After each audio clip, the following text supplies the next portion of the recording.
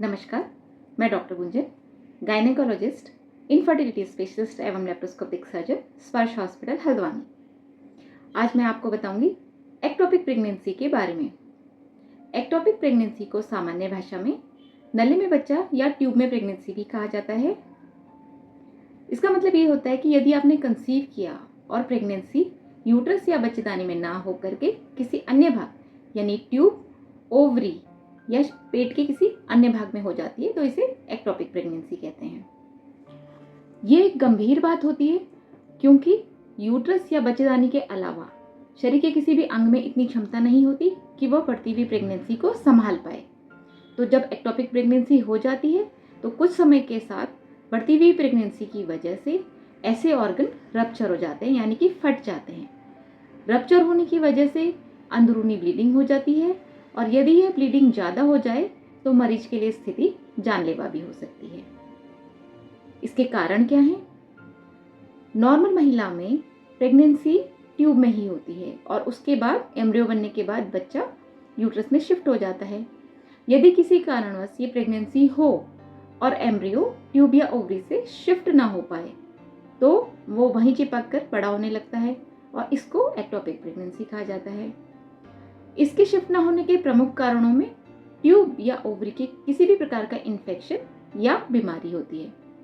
यदि किसी मरीज की पहले ट्यूब का कोई ऑपरेशन हुआ हो या ओवरी का ऑपरेशन हुआ हो या पेट का किसी भी प्रकार का कोई ऑपरेशन हुआ हो, कोई गंभीर इन्फेक्शन हुआ हो पेट का, जैसे टीबी या कोई अन्य प्रकार का, तो ये भी एक कारण हो सकता है। अब पता कैसे लगाया जाए, यानी डायग्नोसिस कैसे बने?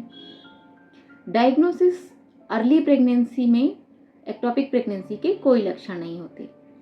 जैसा मैं पहले भी बता चुकी हूँ कि तुरंत कंसीव होने के बाद जब आप अपने स्पेशलिस्ट गायनेकोलॉजिस्ट से कंसल्ट करते हैं और कन्फर्मेटरी प्रेगनेंसी के टेस्ट कराते हैं तो एक संभावना व्यक्त की जा सकती है कि कोई एक्टोपिक प्रेगनेंसी होने के चांस है या नहीं है। किसी किसी महिला में असामान्य पेट दर्द, असामान्य ब्लीडिंग या स्पॉटिंग, बहुत ज़्यादा उल्टी या जी मिचलाना और बार बार चक्कर आना इसके शुरुआती लक्षणों में से हो सकते हैं। डायग्नोसिस इसकी अल्ट्रासाउंड और ब्लड टेस्ट के अनुसार बनती है। अल्ट्रासाउंड से हम ये पता लगा सकते हैं कि एक्टोपिक प्रेगनेंसी यूट्रस के किस भाग में है या पेट के किस भाग में है, कितने समय की है और अभी रप्चर हुई है या नहीं हुई है। अब ट्रीटमेंट पे आते हैं। क्योंकि ये एक लाइफ थ्रेटनिंग कंडीशन हो सकती है तो इसको एक इमरजेंसी की तरह ट्रीट किया जाता है। यदि एक्टोपिक प्रेगनेंसी रप्चर्ड है, यानी कि ऑलरेडी फट चुकी है और अंदरूनी ब्लीडिंग हो रही है, तो तुरंत सर्जिकल ट्रीटमेंट ही किया जाता है, जिसमें ओपन टेक्निक या लेप्रोस्कोपिक सर्जरी के द्वारा एक्टोपिक प्रेगनेंसी वाले पार्ट को निकाल के और ब्लीडिंग को रोका जाता है। ऑपरेशन के पश्चात कितने दिन आप हॉस्पिटल में रहते हैं ये आपके ब्लीडिंग के अनुसार निर्भर होता है।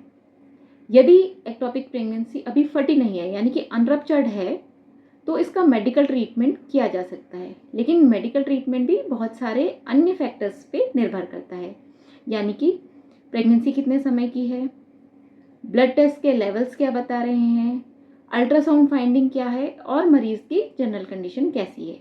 उसके अनुसार दवाइयों द्वारा इसका इलाज किया जा सकता है, परंतु मेडिकल ट्रीटमेंट में भी आपको 24 से लेके 48 आवर्स तक हॉस्पिटल में भर्ती होना पड़ता है।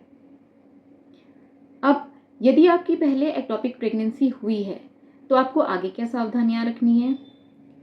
सबसे पहली सावधानी में घबराएं नहीं, सावधानी ही इसका इलाज है। अगले 6 महीने तक प्रेगनेंसी बिल्कुल ना प्लान करें।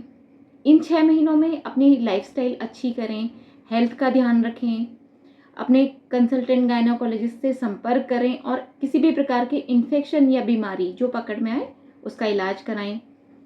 फ्रूट्स लें, एंटीऑक्सीडेंट्स लें, अच्छा खाना, मेडिटेशन, योगा, जो भी आप अपनी हेल्दी लाइफस्टाइल के लिए कर सकते हैं वो करना चाहिए। उसके बाद जब भी आप अगली प्रेगनेंसी का प्लान करें उससे 2 से 3 महीने पहले गायनेकोलॉजिस्ट से मिलें और प्री कंसेप्शनल काउंसलिंग लें, जिसमें ये पता चले कि आगे फिर ऐसा रिपीट ना हो और ऐसी कोई संभावना तो नहीं है। जैसे ही नेक्स्ट प्रेगनेंसी कंसीव होती है फिर तुरंत अपनी डॉक्टर से मिलें ब्लड टेस्ट से कंफर्म कराएं और इस संभावना का भी पता लगाया जा सकता है कि नेक्स्ट प्रेगनेंसी भी एक्टोपिक तो नहीं है। यदि आपकी एक ट्यूब एक्टोपिक प्रेगनेंसी के दौरान निकाली जा चुकी है लेकिन दूसरी ट्यूब हेल्दी है और इंटैक्ट है यानी कि फंक्शनल है, तो आप इसमें नेचुरल कंसीव कर सकते हैं, आपको आईवीएफ की ज़रूरत नहीं है। और सबसे इम्पॉर्टेंट बात, यदि आपकी सेकेंड प्रेगनेंसी हो जाती है और वो बिल्कुल नॉर्मल है तो आप उसकी डिलीवरी नॉर्मल तरीके से करा सकते हैं, यानी कि नॉर्मल डिलीवरी के द्वारा आप प्रसव करवा सकते हैं, उसके लिए ऑपरेशन की ज़रूरत नहीं पड़ती है। तो यही कहा जाता है कि इसमें सावधानी ही बचाव है। तो विद कंसल्टेशन ही आप एक्टोपिक प्रेगनेंसी का ट्रीटमेंट कराएं। स्पर्श हॉस्पिटल हल्द्वानी में एक्टोपिक अनरप्चर्ड हो या रप्चर्ड हो, उसके मेडिकल एवं सर्जिकल ट्रीटमेंट एवं सभी जांचों की सुविधा उपलब्ध है। धन्यवाद।